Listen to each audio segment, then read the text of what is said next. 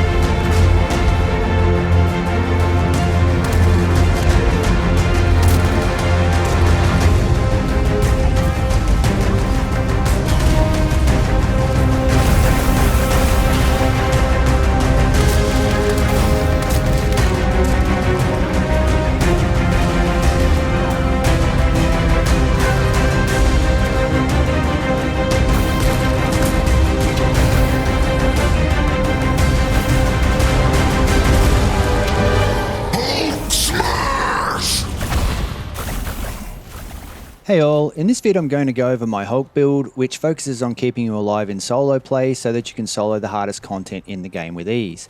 If you're a co-op player, you'll probably want to focus on DPS rather than survivability, since your buddies can continually pick you up when you get downed over and over, but that can't help you if you're a solo. If you go down too many times as a solo, it's mission over.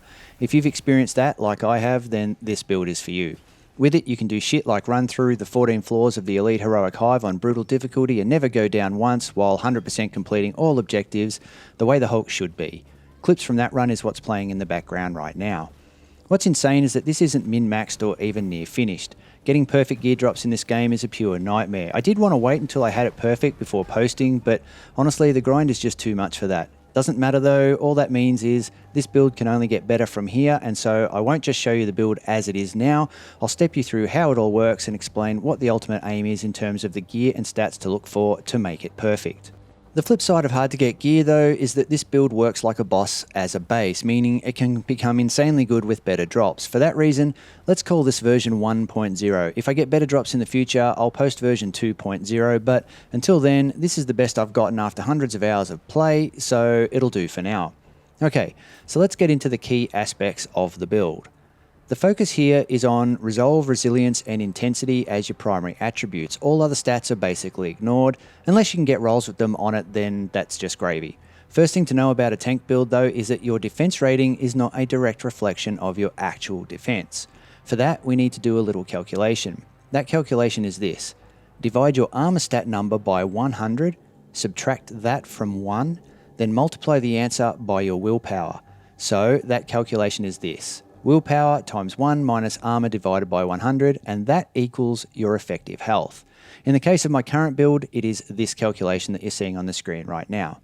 I'm telling you this because the goal of the ideal tank build is to top 30,000 in effective health. Achieving that means mixing and matching your gear with resolve and resilience.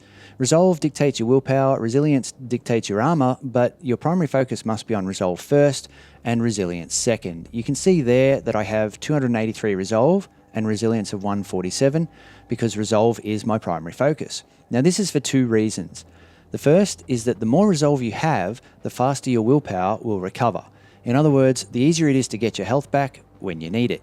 Hulk's Rage recovers health just by doing damage while Rage is active, and with high willpower, you'll recover almost all your health instantly when you use Rage. The second reason why Resolve is our main focus relates to our gear. In our defense slot, we want to have the reactive Jarvis Barrier component. The perk of this is to give you a chance at a Jarvis Barrier whenever you take damage, which as a tank, you'll be taking damage all the time. How much damage this barrier protects you from is based on your willpower. You can see there it takes 20% of your willpower in damage. For me, with 22,228 willpower, that's over 4,400 in extra damage. While we have that active with our effective health at 29,132, that gives us effective damage of 33,500 that we can take, or over 34,000 once we crack 30,000 in effective health, which is the aim. And in fact, it's more than that since the Jarvis Barrier works like an invulnerability shield. It prevents you from being staggered too. It also makes you want to not destroy turrets. If you don't destroy turrets, they'll activate your shield instantly every time they hit you, so you can keep the barrier up constantly. You'll love turrets, to be honest. As soon as you see them, you'll want to keep them there. To illustrate why Resolve is better than Resilience, here I have a minor artifact with 94 Resolve. If I swap that out for this artifact that has 111 Resilience, you can see max willpower goes to 18,226 with 35 armor.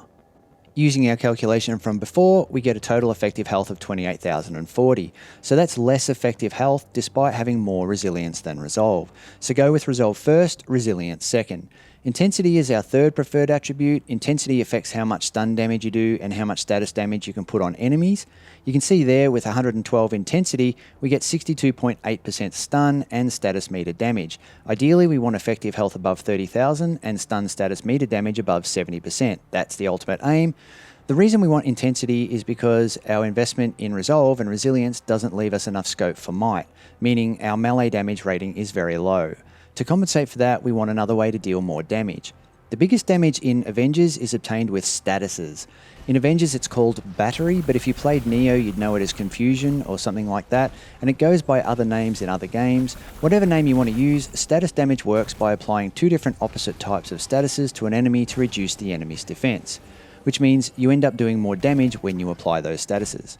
On our melee gear piece, you want Gamma Infusion so that you can put out Gamma status damage from power attacks. Gamma puts poison tick damage on enemies. On your range gear piece, you want ranged power attacks that deal particle damage. Particle damage shrinks enemies and lowers their resistance and lowers their damage output.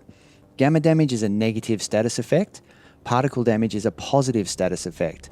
As soon as you apply one of these effects, immediately work to apply the other as it will do more damage. That's how positive and negative status effects affect each other. It doesn't matter which one you apply first, however I do recommend applying particle damage first as this makes enemies weaker and more susceptible to the power attacks you'll do to apply your Gamma status. So when you see me throwing lots of rocks, I'm not doing that to do damage as much as I'm doing it to apply the particle status effect. Once it's on, I'll switch to power attacks to spread Gamma all over the place to get the extra damage. To capitalise on this, we want the Tactagon Exotic Major Artifact equipped. This gives us increased damage on enemies affected by status damage and increased status damage too. But it also gives us Quell, which is a small explosion that deals exploit damage on enemies affected by status, as well as further increasing the status damage that we can put out. We also want Tactagon because it gives us a very slight bump to our Might and Valor attributes. Since we're not investing in Might and Valor that much unless we get lucky rolls, every little extra bit helps. The other major artifacts do not really give any bumps to attributes and they don't really help this build as well as Tactagon. So let's talk about other gear stats. On my melee gear piece I have Faultless Invulnerability. This is next to useless to be honest. It lasts about 5 seconds and only has a 1 in 10 chance of triggering on a critical hit. What you want here instead is melee attacks grant a heroic charge burst for all heroics. This 5-star Faultless Spark Nanites is close to perfect with stats at max of 60-60, but it doesn't give me Gamma as my power attack status.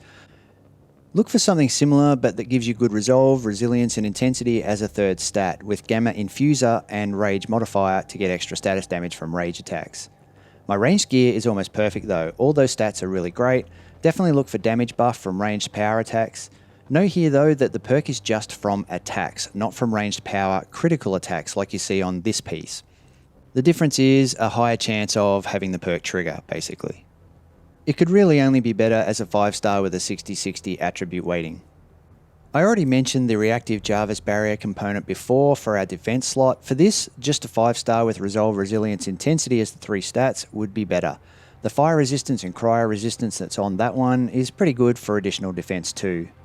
In my heroic slot, I'm still stuck with a blue, but it's still a better gear piece than any legendary or epic that I've had drop so far. I mean, it's a 5-star, and importantly, it gives a 10% chance of a heroic charge burst from killing enemies.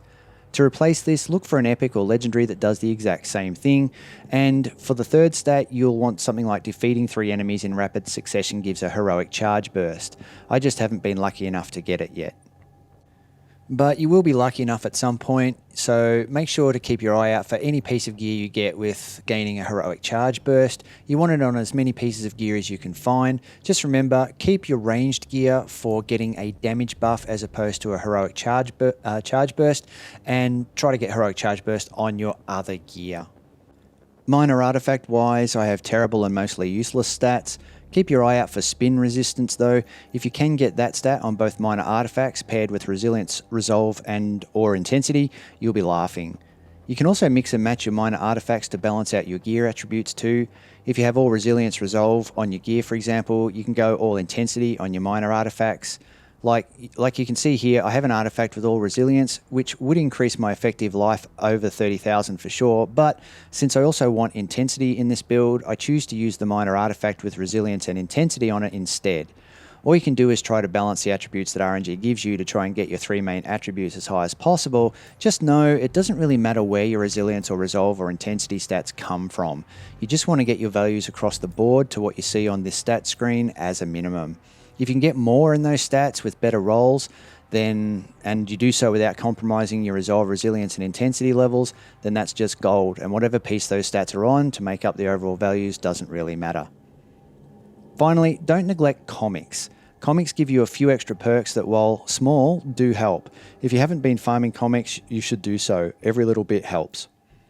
Now, I know what you're thinking, and yes, you do need to know where to get the gear from. Fortunately, all of the gear I have here can drop just about anywhere in the game, mainly through vaults and hive missions, though I would say they're your best bet. But that said, the hardest one to get here is that Jarvis barrier defense piece. For me, I got it from a vault chest, but I've never seen it drop again from the same vault chest. Some say you can get it from elite hives, others say you can get it from the weekly priority missions. So right now, where the highest % chance to get it from remains a bit of a mystery.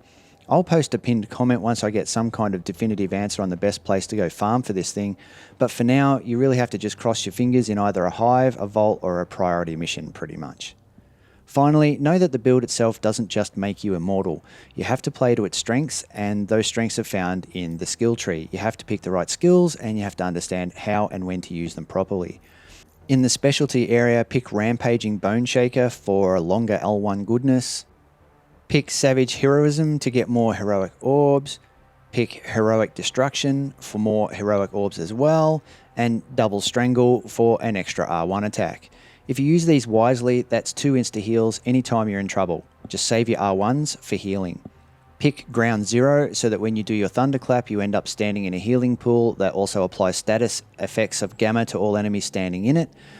Choose Thunderclap Heroic Recovery for a chance at more heroic orbs. In Mastery, go with Vice Grip so you can go ham with held enemies with no interruption. Hard Swings for more damage from held enemies. Heroic Takedown Mastery for more heroic orbs. Rubble so that you can hit multiple enemies with a single power ranged throw. This one is actually really useful for pinning down groups with throws and having a good chance at triggering multiple crits for heroic charge as well. And because we're doing more power range throws with this build, go with Meteor Damage to get even more damage.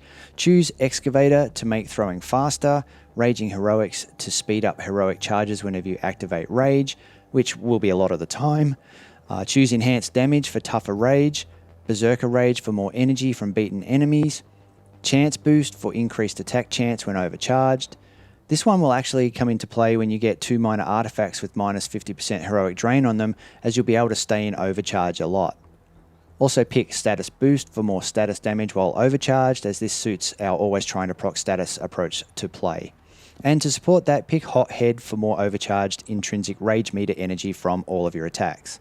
So that covers the stats. gear, skills and perks you want to aim out to be a super Hulk tank. Just match what I have in my build here and build up from there, and you'll be running Hulk through all content easily. From here, if you have any questions at all, fire away in the comments and I'll definitely help you out. But that's it. For me, this build made the game way more enjoyable because it enabled me to start soloing all the hardest content without blinking an eye. All you have to do is get used to using all the synergies it has with its skills and gear perks that keep you alive. I know you're going to love it once you try it properly. So that's it. Thanks for watching, and like this video if you think Grey Hulk looks pretty mad with a shaved head. Catch you later.